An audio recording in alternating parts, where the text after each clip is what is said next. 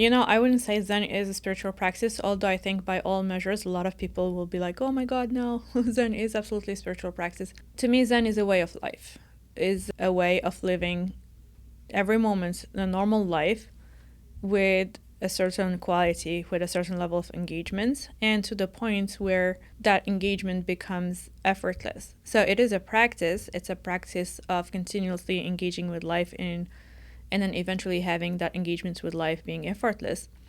But is it a spiritual practice?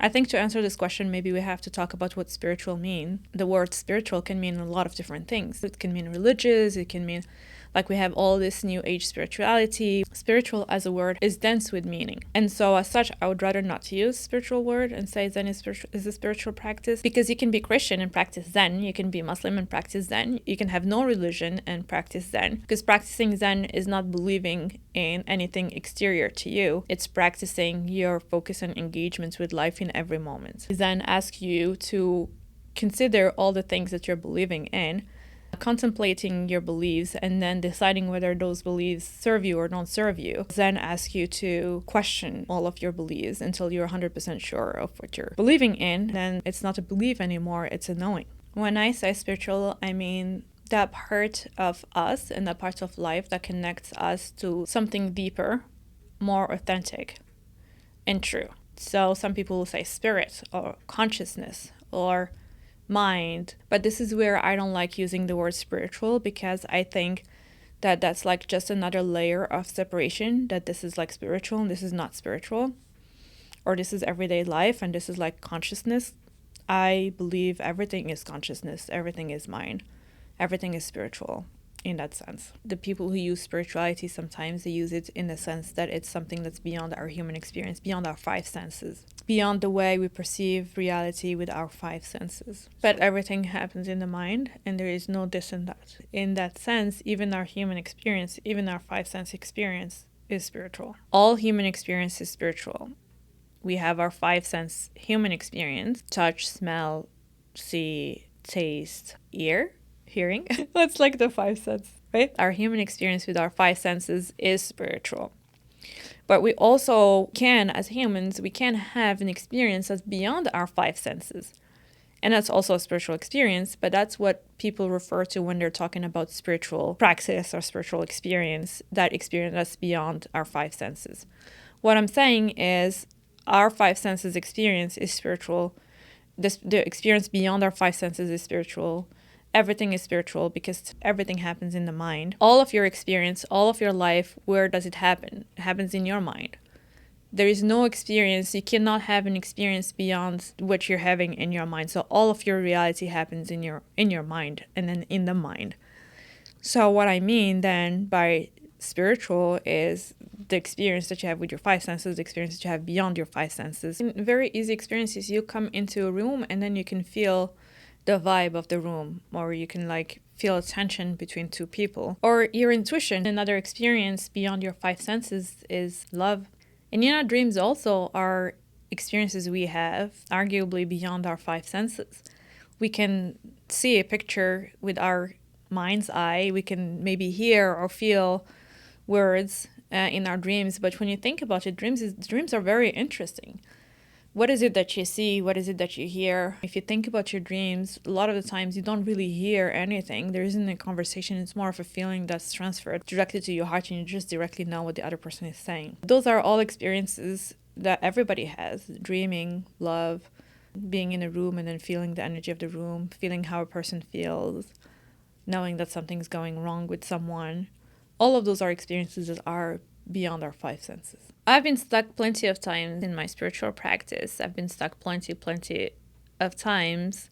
There has been times where I would be, I don't want to deal with the world anymore. I just want to go sit and meditate for days at a time. But that in itself is spiritual bypassing. When Zen says, the path to enlightenment is through ordinary mind, it actually says that the path to enlightenment is not by putting yourself in like a cave or excluding yourself from the world as it happens and then just meditating. It tells you that the actual path to enlightenment is by going in life, engaging with life with that quality of being present in every moment. So spiritual bypassing can have many, many forms, and I've definitely been one to be stuck and do some sort of spiritual bypassing one way or another. What takes me out of that trap is the thought to always come back to this moment, one. And number two is that the way is not by evading life and escaping to some other place, but by engaging with life as it happens. And like with ordinary life, with making the bed and cooking the food and driving my daughter to school and doing my work. Yeah, and that kept me out of traps and troubles many times. It's so easy to be, I'm tired and I'm done with all of these people and all of this life and nobody understands me. And I'm just gonna go to Bali and be with like a group of yoga people and do yoga on the beach and like feel super spiritual. It's easy to feel super spiritual when you're in Bali on the beach doing yoga and eating, plants. But how about when you are in this life, when you are back in traffic, when you're like back in Boston, when it's cold, when it's gray, when people drive like crazy, when you have a million things to do, can you still keep yourself calm? Can you still keep yourself engaged? Can you still keep the same joy and lightheartedness and engagement with life?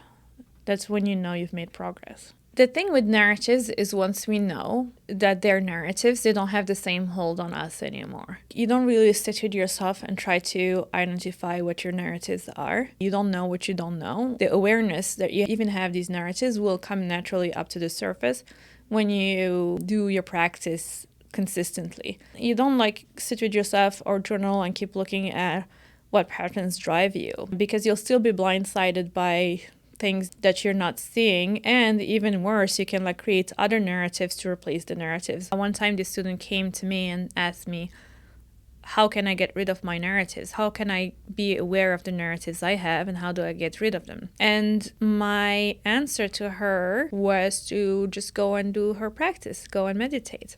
And she was like, really? Like all you ever say is go and meditate. But the truth is, it's like, you don't go and look for your narratives. All you can do is practice engaging in every moment as it happens. And then everything will be taken care of. Whatever needs to come up to the surface will come up to the surface. In some ways, we can say that the karma will be burned, or the karma is burned, as the narrative come up to the surface and get dealt with. But you can't like force that. The only thing you can do is really practice your focus and your engagement with every moment by like doing the sitting meditation and the moving meditation. A lot of things can be narratives and we don't really realize them. One thing that I often see as like a narrative and can be a form of spiritual bypassing is astrology. And you know how much I love astrology. I mean, I use it a lot. I do birth chart analysis, I do transits, I use it as a tool for business. But I am not attached to it, and I definitely don't see it as like an answer to all. It's a tool, like looking at a calendar and being like, okay, today is Tuesday, December 27th. It's a tool, and then it's up to me and my heart, connect with my heart, and be like, okay, what do I feel is the most aligned thing to do in this moment? And you can only hear your intuition if you practice coming back to this moment. But anyway, so coming back to astrology, a lot of people say I am Pisces ascendant and I have Jupiter retrograde, or even better, Saturn retrograde in like this house and that house. And, and this Saturn Sadhisati period of my life, and Saturn aspecting this and that, and Mercury retrograde. There's a lot of things happening out there in the sky, and they're taking that as being a reason for their limits. That's the most dangerous behavior I see with astrology, is taking it as something that's fixed, not taking agency over your own decisions in life, and then just blaming this planet, that planet, this kind of conjunction for giving you this kind of like set of abilities or inabilities. And astrology is not that. Astrology is a map. The same way you have Google Maps and you can like kind of see where the roads are and where to turn and stuff like that. Astrology is also a map. The planets just don't necessarily influence you. Some sages way back then say when the planets do like this, the people kind of like act this way. They made a whole system out of it. Even people who've been doing astrology for like 30, 40 years, they tell you astrology is accurate 75% of the time. So how about the 25% of the time? You can use astrology as a map, but what's even better is not having to outsource any of that knowledge to anything outside of you. because you can get from your own self directly internally, you can get an even better, way more accurate, 100% accurate kind of information without looking at the sky, without like looking at what transits is when. You can absolutely sit with yourself and be able to know for yourself without outsourcing it to anything.